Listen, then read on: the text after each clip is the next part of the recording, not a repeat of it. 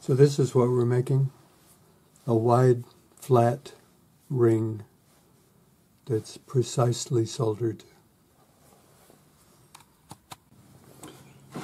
I'm going to make a wide, flat ring, and everything really needs to be lined up correctly, because I'll show you with this piece of timber what happens if, to start with, if it's slightly twisted, you'll end up with this bit here, where by the time you file it and sand it back, it's half the thickness, and it'll show up on the edge of the ring. It's not very attractive.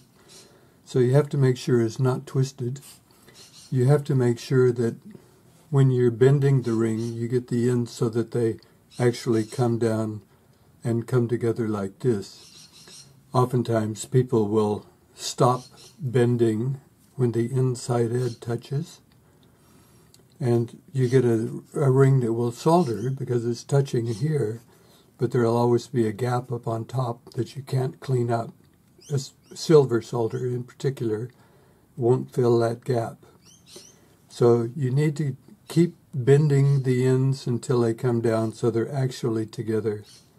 And if you're making an anti-clastic ring out of your material, if you have, I'll turn it so you can see, if you have it so that you have a gap on one end, a little gap, and it's touching on the other end, it could even be a little bit like that, where it solders all the way down the inside. You have a small gap on top that you sand smooth. Well, you have a weak spot there.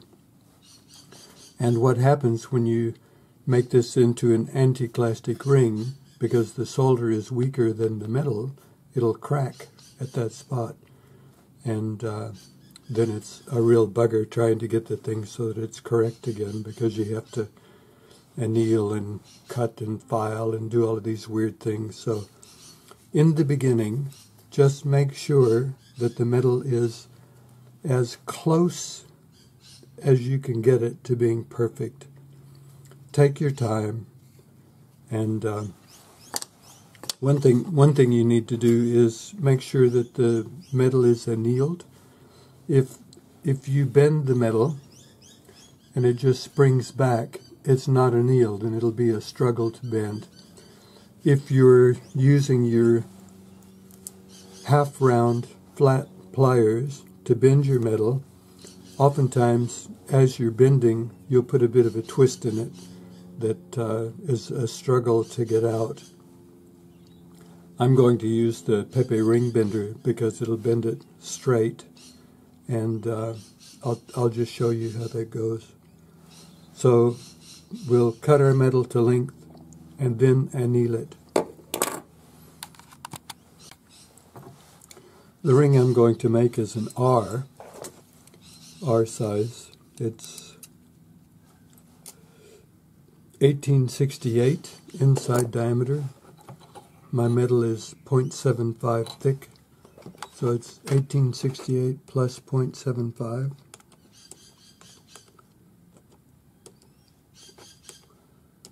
Equals 1943 times 3.14. So the length of the metal that I need to cut is 64.4 millimeters. And what I do is just dial this into my digital calipers.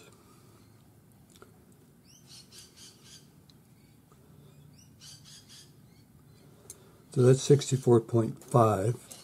I rest the point of the calipers on the wood, on my bench peg, slide the metal up against it, and then I can just drag the jaw of the calipers across the back. End up with a nice little line where I need to cut.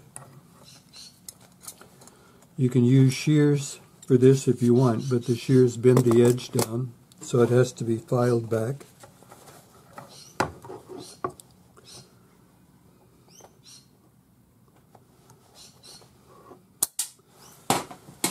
So you can see it actually bends that edge down a bit. So to get rid of that, I'm using the Swiss #2 cut flat hand file, and I just brace the metal against the end of my bench peg and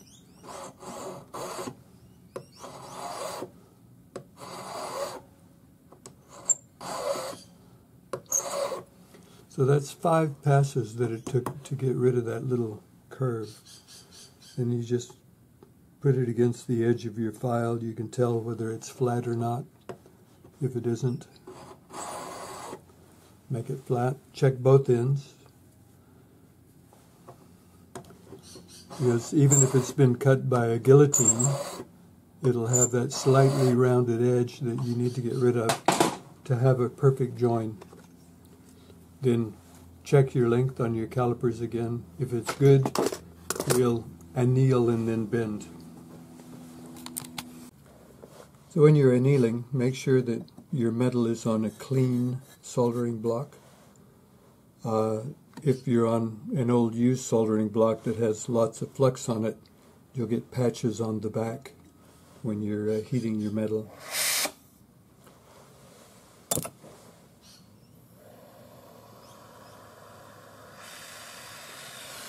We're just going to bring this up to a dull red.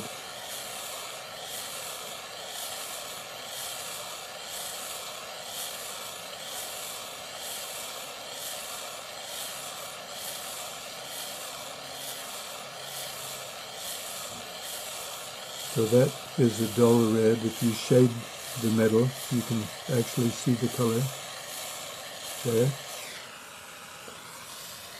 With sterling, you can also tell by just looking, it will turn a dull gray if you haven't put anything on it. But you have to take the flame off to be able to see the color. So quench and dry, and we'll bend. I'm using a Pepe Tools ring bender for this, and this keeps from putting a twist in the metal when you're bending it. Now, a lot of people will take the same size dies as the ring that they're trying to make, and what you end up with is a perfect circle, but the ends don't come together like I showed you on that piece of timber. So what we'll do is we'll take a smaller diameter die. I'm using a 14 millimeter one for this one, because what we want to do is actually bend the ring into an oval. I think I'll zoom in a little so you can see. So what I'm going to do is I'm going to get my fingers out of the way. I'm going to bend the end around,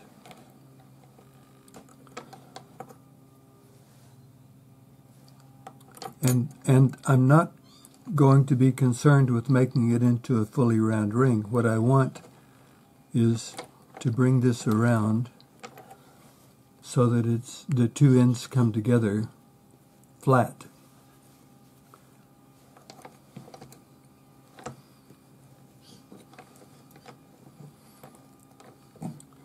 So oftentimes what you would have to do would be to make your curve on the ends and then go opposite the curve to bend it around so that they come together.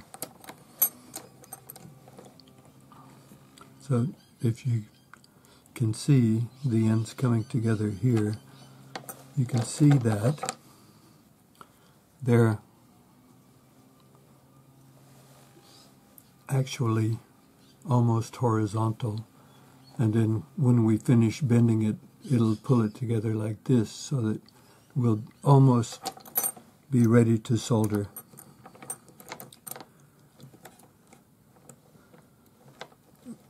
And you can just use the ring bender to kind of fiddle the ring around a little bit at a time. And like I say, we're not going for round. We're just going for a nice fit. So I'll just pull it back a little bit, and you can see that it's pretty much ready to solder. It just slightly passed, so what I'll do is at this point is squeeze it with my parallel jaw pliers just to make sure that it's lined up a little bit more. But I'm pretty happy with that.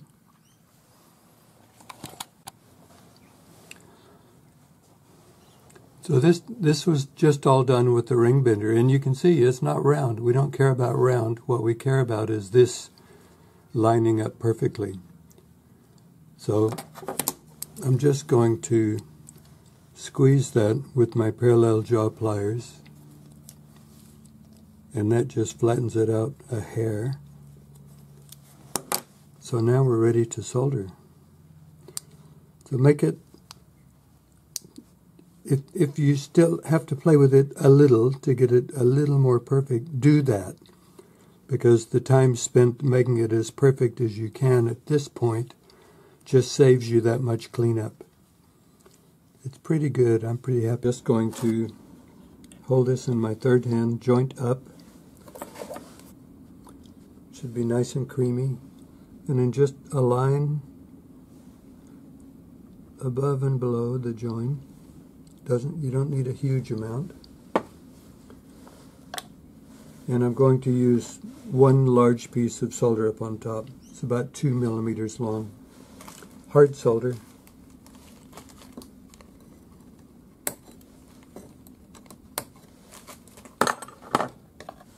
Pick it up and place it with your flux brush. That'll put a little bit of flux on the solder, which you should have. And I'm just placing it diagonally across the join. As long as it touches both sides, it'll do the job. So we have our nice neutral flame. Have your solder pick in your hand, warm up the flux.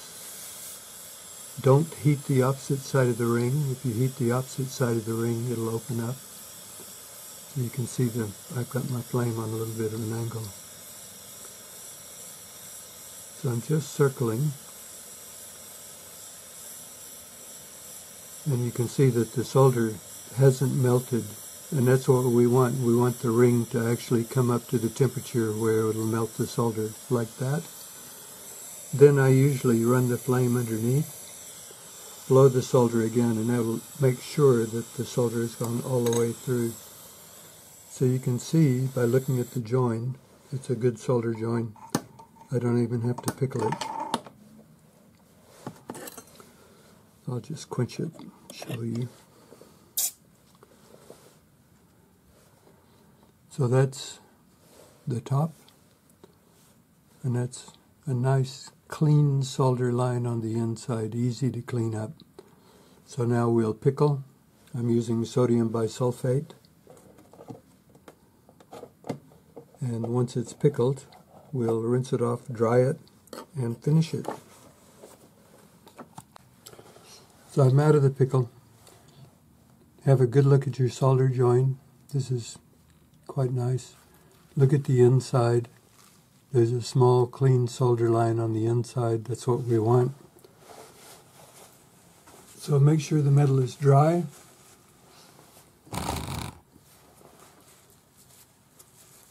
Because our ring mandrel is steel, and if the metal isn't dry, we'll make it rusty.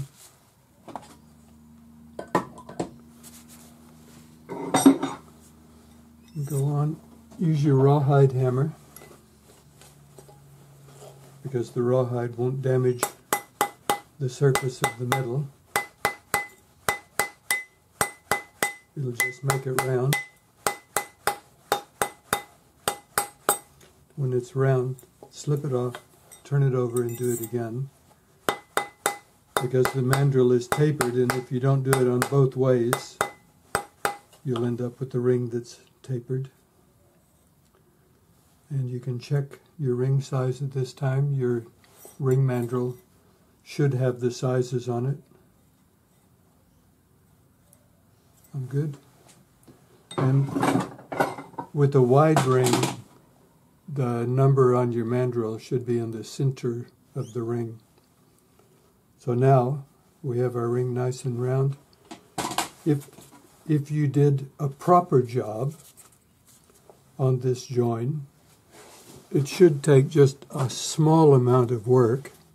So this is a 400 grade paper on a sanding stick.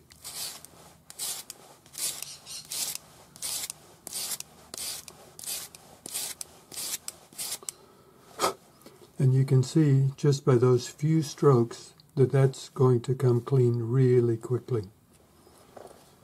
So then, finish sanding the top, and I always follow the curve of the ring.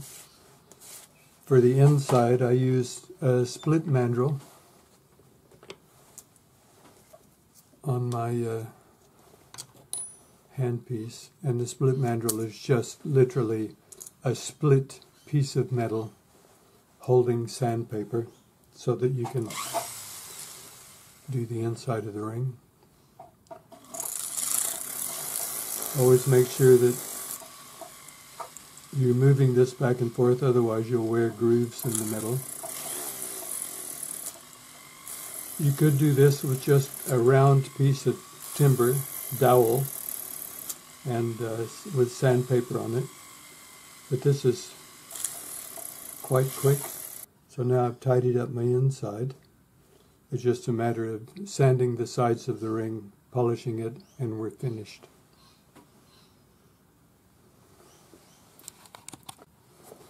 So I've just sanded it back with 400 grade paper. Pretty good. A few little marks on it, but now it's ready to finish. So this is our basis. You could leave this flat. You could have decorated it before you bent it by putting patterns on it.